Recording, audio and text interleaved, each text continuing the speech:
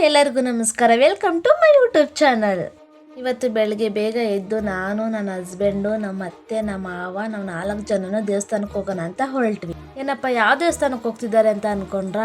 ಯಾವ ದೇವಸ್ಥಾನ ಅಂದರೆ ನವಲೆ ನಾಗೇಶ್ವರ ದೇವಸ್ಥಾನಕ್ಕೆ ನಮ್ಮ ಅತ್ತೆ ಮುಡಿ ಕೊಡೋಣ ಅಂತ ಹೋಗ್ತಾ ಇದ್ವಿ. ಅಲ್ಲಿಗೆ ಹೋಗಿದ ತಕ್ಷಣ ನಮ್ಮ ಅತ್ತೆ ಮುಡಿ ಕೊಟ್ಟು ದೇವಸ್ಥಾನದಲ್ಲಿ ನೀರು ಇರಿಸಿ ಪ್ರದಕ್ಷಿಣೆ ಹಾಕೋಣ ಅಂತ ನಾವು 4 ಜನನು ಹೋದ್ವಿ.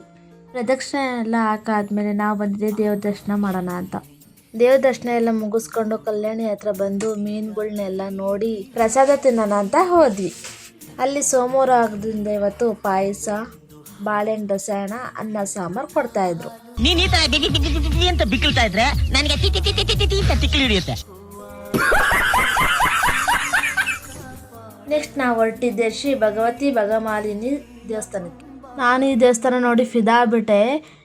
ಇದು ನಾನು ಕರ್ನಾಟಕದಲ್ಲಿದ್ದೀನ ಇಲ್ಲ ಕೇರಳದಲ್ಲಿದ್ದೀನ ಅನಿಸ್ಬಿಡ್ತು, ಅಷ್ಟು ಸೂಪರಾಗಿದೆ. ಇದು ಪ್ರಪಂಚದ ಏಕೈಕ ತಾಂತ್ರಿಕ ದೇವಸ್ಥಾನ. ಈ ತಾಂತ್ರಿಕ ದೇವಸ್ಥಾನದಲ್ಲಿ ಒಂದೊಂದು ರಾಶಿಗೆ ಒಂದೊಂದು ದ್ವಾರ, ಅದರಲ್ಲಿ ಮೈನ್ 4 ದ್ವಾರ ಇದೆ. ಒಂದೊಂದು ದ್ವಾರದಲ್ಲಿ 3 ರಾಶಿಗಳಿಗೆ ಎಂಟ್ರೆನ್ಸ್ ಇದೆ. ಆ ರಾಶಿ ಮುಖಾಂತರ ಆ ರಾಶಿ ಯಾವ ರಾಶಿ ಅದಂತ ಹೋಗ್ಬಿಟ್ಟು ಆ ರಾಶಿಲೇ ಹೋಗ್ಬಿಟ್ಟು ಸಂಕಲ್ಪ ಮಾಡೋದು ತಾಯಿ ಹತ್ರ. ಇಲ್ಲಿ ವರ್ಷಕ್ಕೆ ಒಂದೇ ಸತಿ ದೇವ್ರ ದರ್ಶನ ಮಾಡೋಕ್ಕಾಗೋದು. ಈ 4 ದ್ವಾರದಲ್ಲಿ ಮೇನ್ ದ್ವಾರ ಬಂದ್ಬಿಟ್ಟು ಸಿಂಹದ್ವಾರ. ಅಲ್ಲಿಗೆ ಹೋಗಿ ತಾಯಿಯ ಸಂಕಲ್ಪ ಮಾಡ್ಕೊಬೇಕು. ತಾಯಿಯ ಸಂಕಲ್ಪ ಮಾಡ್ಕೊಂಡಾದ್ಮೇಲೆ ಶ್ರೀ ಯಮಾಂತಕ ಭೈರವ ದಿವ್ಯ ಸಾನ್ನಿಧ್ಯ, ಇದು ಪುರಾತನ ಕಿಂಡಿ ಭವಿಷ್ಯ ಸಾನ್ನಿಧ್ಯ ಅಂತ ಅಂದ್ಬಿಟ್ಟು ಇದನ್ನು ಕರೀತಾರೆ. ನನಗೆ ಗೊತ್ತಿಲ್ಲ ಅಷ್ಟೊಂದು ಇದ್ರ ಬಗ್ಗೆ. ನನಗೆ ಗೊತ್ತಾಗಿರೋದು ಅಲ್ಲಿ ಬೋರ್ಡ್ ಹಾಕಿದ್ದು ಶ್ರೀ ಯಮಾಂತಕ ಭೈರವ ದಿವ್ಯ ಸಾನ್ನಿಧ್ಯ ಅಂದ್ಬಿಟ್ಟು ಬೋರ್ಡ್ ಹಾಕಿದ್ರು. ಇದ್ರ ಬಗ್ಗೆ ನಿಮ್ಗೇನ ಗೊತ್ತಿದ್ದರೆ ನನ್ನ ಕಮೆಂಟ್ ಬಾಕ್ಸಲ್ಲಿ ಕಮೆಂಟ್ ಮಾಡಿ. ಈ ದೇವಸ್ಥಾನ ಪಕ್ಕನೇ ಕೆಲಸ ಮಾಡ್ತಿದ್ರು ಯಾರೋ, ನಮಗೆ ಗೊತ್ತಿಲ್ಲ. ಅವರು ನಮ್ಮ ವ್ಲಾಗ್ ನೋಡ್ತಾರಂತೆ, ಅವ್ರು ಏನು ಹೇಳಿರೋ ಅಂತ ನೋಡ್ಕೊಂಬ.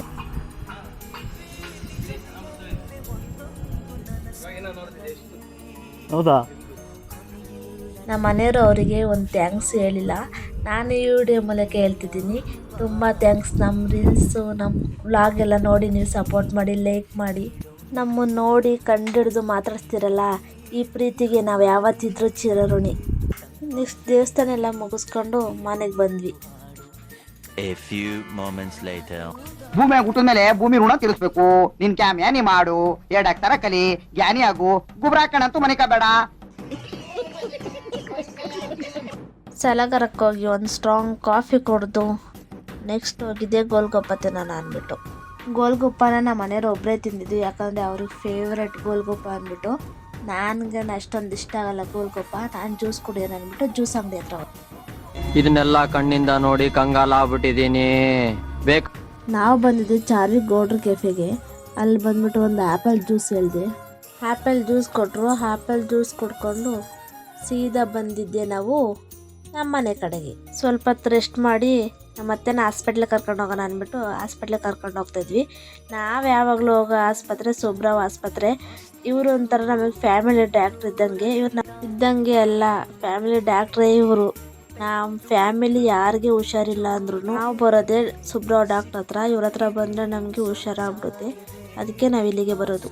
ಪೂಜಾ ಐಟಮ್ ಎಲ್ಲ ಖಾಲಿ ಆಗೈತೆ ಅಂದ್ಬಿಟ್ಟು ವಿಶ್ವಣ್ಣರ ಅಂಗಡಿಗೆ ಹೋಗಿ ಪೂಜಾ ಐಟಮ್ ಎಲ್ಲ ತಗೊಬಂದ್ವಿ. ಪೂಜಾ ಐಟಮ್ ಎಲ್ಲ ತಗೊಂಡು ಮನೆಗೆ ಹೋಗೋಣ ಅಂತ ಹೋಗ್ತಾ ಇದ್ವಿ. ಹೋಗ್ಬೇಕಾದ್ರೆ ನಮ್ಮ ಅತ್ತೆಗೆ ಒಂದು ಜ್ಯೂಸ್ ಕೊಡ್ಸೋಣ ಅಂದ್ಬಿಟ್ಟು ಬಾದಾಮಿ ಅಂಗಡಿ ಹತ್ರ ನಿಲ್ಲಿಸಿವು. ಬಾದಾಮಿ ಅಂಗಡಿ ಹತ್ರ ನಿಲ್ಲಿಸಾದ್ಮೇಲೆ ಒಂದು ಬಾದಾಮಿ ತಗೊಂಡು ಮನೆಗೆ ಬಂದ್ವಿ. ಮೀಶೋದಲ್ಲಿ ರಿಂಗ್ ಲೈಟ್ ಬುಕ್ ಮಾಡಿದ್ದೆ, ಅದು ಇವತ್ತು ಬಂದಿತ್ತು.